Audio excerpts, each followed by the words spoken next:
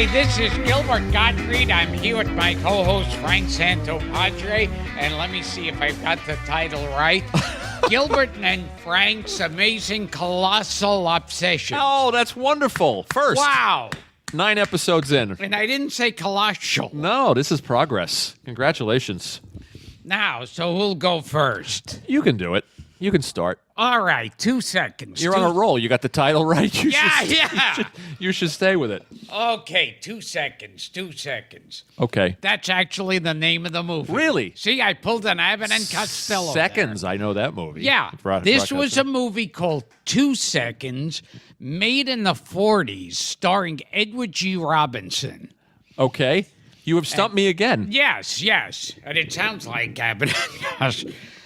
Hey, tell me the name of the movie. It's 2 seconds. Why can't you tell me now? I told you the name of the movie. It's 2 seconds. No, it stars Edward G. Robinson, of course, J. Carrol Naish. Of course. A favorite of ours. Of course. Pops up in there. And this is a movie, well, first of all, let me tell you. I'm going to take notes on this. Yeah. 2 seconds. Edward G. Robinson is arrested for murder and he goes to the electric chair. And I didn't give away the end of the movie. I love it. I didn't spoil the movie for you. That's the beginning of the movie. Is this a film noir? Yeah. Okay. Edward G. Robinson is going to the electric chair. And these 2 guys are talking and they said, how long is it going to take him to die in the electric chair? And he said, well, a man his size, I'd say about 2 seconds.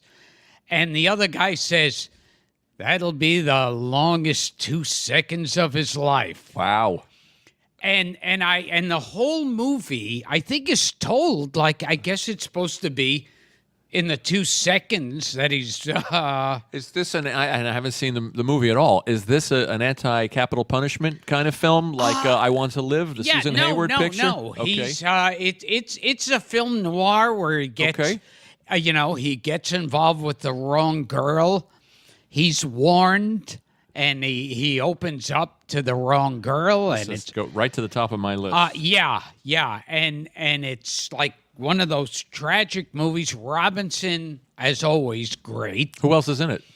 Oh God, J. Carrol Naish. Yeah, J. Carol Naish.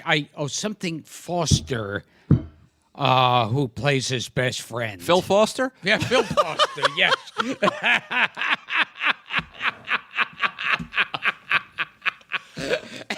And Laverne and Shirley pop Really? up out of nowhere. Seems so incongruous. And they sing, "We gonna make it."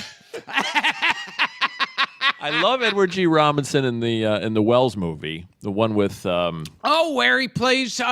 He's hunting a Nazi. The Stranger. Yeah. And that's the one with the clock, like they have in Central Park. Right. But with swords Right. and things. Right, Yeah. where Wells is the heavy. Yeah. Terrific picture. Well, Wells is the heavy. So 2 seconds, and it 2 was made seconds. in the 40s. Yeah, I think it was Melvin Leroy. Really? Yeah. You mean Mervyn Leroy? Mervyn Leroy. Okay. Melvin was his Jewish cousin. Melvin was Leroy. his slightly less Hello, I'm Melvin Leroy. Hi, I'm Melvin Leroy with the camera and the thing and the person with the and I'm Melvin Leroy. You want to stand in front of and I'll go action. And He was revered in France, too, wasn't he? Melvin Leroy. Hilarious. Okay. This is an education for me. So 2 seconds with Edward G. Robinson. You think it was directed by Mervyn Leroy of or Wizard Melvin. of Oz fame. Well, Mervyn Leroy also directed, speaking of films of that tone, I Am a Fugitive from a Chain Gang. Oh, yes. With Paul Muni. Yes. Another great. And Robinson does an entire speech in the courtroom where he says, it's such an odd speech, and where he says, I deserve to die. I should be executed, but not for this crime. Wow. Okay. Yeah, and he gives a whole impassioned speech. I love my that Edward G. Robinson. He's being executed. He should be executed, but he's being executed for the wrong reasons. How have I never seen this movie? Does it turn up on TCM? Does it turn up in rotation? I don't know. I just saw it once, 2 and I had seconds. not heard about it, and it was fascinating. Okay. And it's kind of like the way the story takes place. I think it's kind of like Incident at Owl Creek or something. Oh, I love that. Oh, the incident at Owl Creek Bridge. Yeah. Yeah. Fascinating reference. Okay. 2 seconds. We think it's Mervyn LeRoy. Melvin Leroy. Oh, Melvin LeRoy. Hello, I'm Melvin Leroy with the editing and the film stuff. Lights, action, and the thing with the camera. Okay, I'm gonna jump tones a little bit here from Jerry Lewis to a movie we were talking about before. We had our buddy Richard Kind on the show today, and we were talking very briefly about a caper movie called Going in Style. Oh, very good. Yes, finally I'm landing on one you're excited about. Yes. Last week I talked about Quick Change, or a couple of weeks ago I talked about Quick Change, a caper film that I love. This is also a caper film from 1979, which I contend was a great year for American films. George Burns, Art Carney, and Lee Strasberg as 3 senior citizens who are bored and decide to rob a bank. Yeah. And you've seen the picture. And I what I remember there is when I first saw the posters for it, I thought, oh, The poster was goofy. Yeah, it was a goofy poster, and I'm thinking all of them are way past their prime. This is going to be a cutesy, stupid movie where they put old actors in it. And they knew how to do it. Yeah, it's a very, very smart film. Well, it goes against that's the way you would expect Hollywood to make a movie with older actors, the way they do it now, where it's like they go to Las Vegas for one last fling. Oh, yes. Or the bucket list, and they're always cute, and they're always precious. And Going in Style, directed by Martin Brest, who directed Beverly Hills Cop, Midnight Run, goes against that. The typical way that you would think this film was going to be executed. It's sweet, it's sad, it's funny, but it's really not a comedy. There are moments in it. I mean, you've got Art Carney and George Burns, who were comedians, really playing straight parts. And Lee Strasberg, who didn't make many films at all, a handful. Yeah. Godfather 2, I have Boardwalk. He's in. That the one about the Nazis marching on Skokie. Skokie, yeah. He didn't make many films at all. He's in it. It's really just the 3 of them. It was made by Martin Brest again at 28. He had just come out of the AFI. It's a very smart film. Three old guys living on Social Security. They sit around all day on park benches feeding pigeons, and their lives are empty. And George Burns, who's kind of the leader among them, comes up with this idea of doing something to add a little adventure to their lives, and they rob a bank. And it's very, very sweet, smarter than it sounds. The poster is misleading. They're in Groucho glasses, and they've got little canes, and I think they're doing soft shoe or something on the poster. I think it's a movie, too, that was tough for the studio to market. Oh, yeah. Because it's poignant and super smart, and kind of works as a caper movie. And the one part I remember laughing out loud in that movie, that's not even that funny a joke or even a joke, but just the way it's told and everything. Burns, they win money in Vegas. Right. And he wants to get a case to carry the money in. That's right. And the salesman goes, I suppose you'd like it in leather. And Burns just goes, leather would be nice. I don't know why. Nicely done. But he's great in the film. I mean, as wonderful as Strasberg and Carney were as actors, it's the best thing I've ever seen George Burns. Well, I mean, it's a better picture than Oh God. Yeah. Oh, yeah. It's a better picture than the Sunshine Boys. Yeah. That might be heresy to say. And Martin Brest himself, the last thing I want to say, is a fascinating story and a mystery, because he made this film when he was 28. He then made them. He was then signed to direct War Games, Remember that picture with Matthew Broderick? Oh, yes. He winds up not making the movie, or he leaves the movie. He makes Midnight Run, Scent of a Woman, Meet Joe Black, Beverly Hills Cop.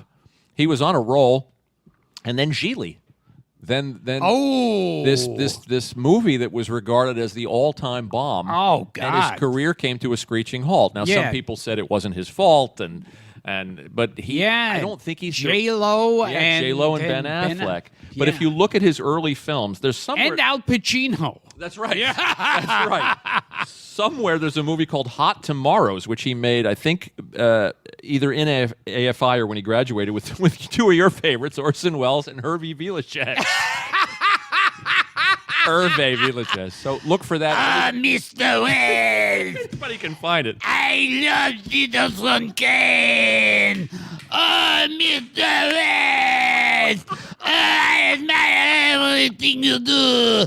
A touch of evil, I love it. That is the best Hervé Villechaize impression ever done. There's a real demand for it, too. Now, here's Jerry Lewis directing Hervé Villechaize. Harvey, can you act with the realistic person acting? Ah, yes, Mr. Lewis. Ah, in France, we admire you. Oh, thank you, you short midget person. We do not like that midget. Oh, I'm sorry, little person with the thing, Oh, God. I'm sweating. Poor Hervé came to a sad end.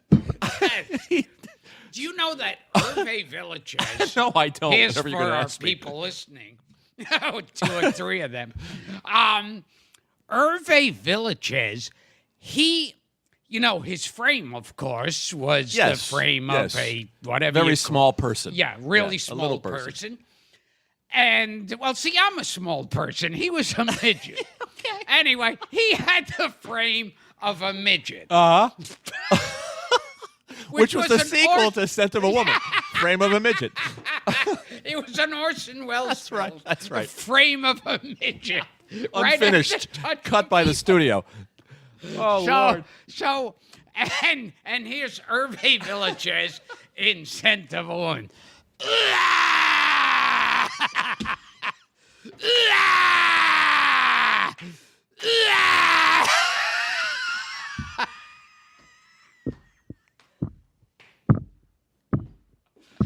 Oh, your name is Daphne, 'cause I smell the perfume and I hear the southern accent.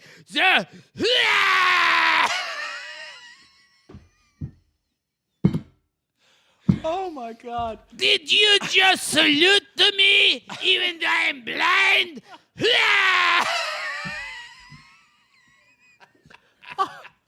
Oh, God. Okay, I'm laughing like I did during the Steve Cox episode. So 2 seconds Yeah, with it. But Hervé Villechaize, even though he had the frame of a Oh, midget- that's right. That was a and story. That was my third film that we're going to be recommending, Frame of a Midget. His frame was midget size. Midget size. That's the way a doctor described it to me. But his insides, all of his organs, were actual, like normal size, like a grown man's organs. Is this about his suicide? Yeah, so he was in total pain Right. all those times. Right. And especially when he did Scent of a Woman. And he said, I am in pain. I love to dance the tango.